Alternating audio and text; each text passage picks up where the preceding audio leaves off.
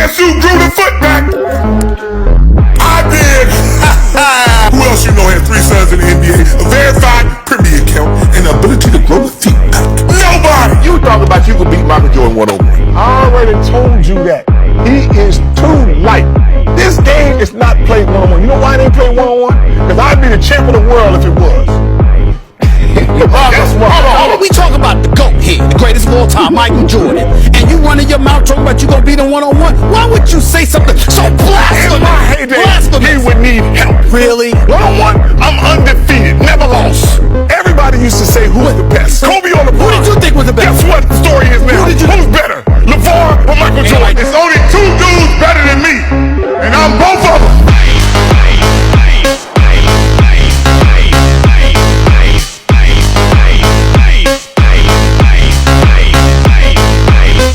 Tell me how you wanna hate on LAVAR BALL, the first man in history who grew back his foot.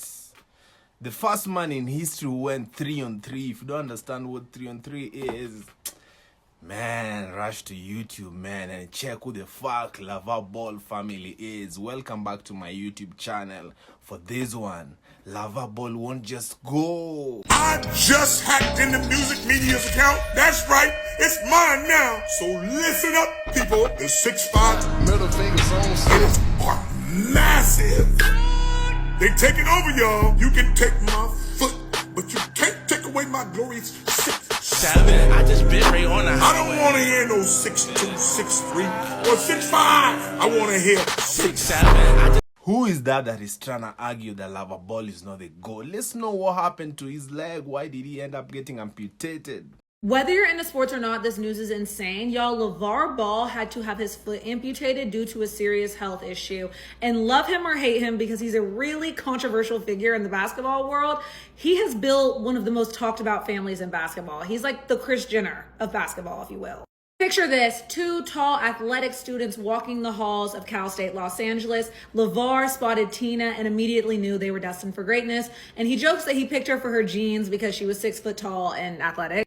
They got married in 1997 and LAVAR had one goal, create a family of basketball stars. And then he had 3 sons. Meet Lonzo, LiAngelo, and LaMelo. LAVAR wasn't just raising them to be hoopers. He was raising a full-blown brand.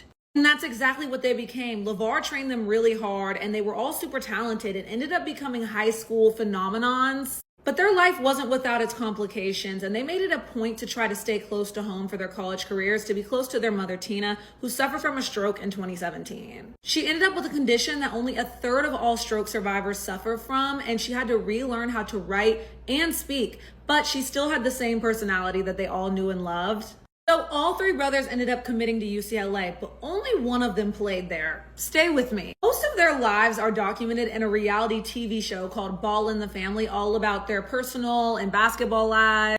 LAVAR launched the family brand, Big Baller Brand, which ended up running into financial and credibility issues. And in the show, LaMelo literally gets a Lamborghini for his 16th birthday. Like, it was insane. Lonzo went and played at UCLA and got drafted to the Lakers, 2nd overall, which was cool because he got to stay close to home and his mom. And throughout the whole draft process, that's when we started to get to know LAVAR more in the media. And he was saying stuff like Lonzo was better than Steph Curry. And this is when people started to think he was controversial. Remember how I said only one of them ended up playing at UCLA? Yeah, that was Lonzo.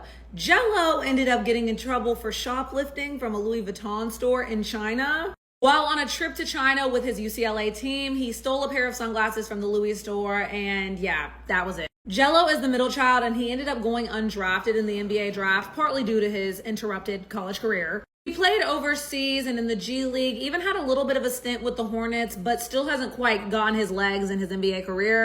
And Melo is the youngest and the star of the family.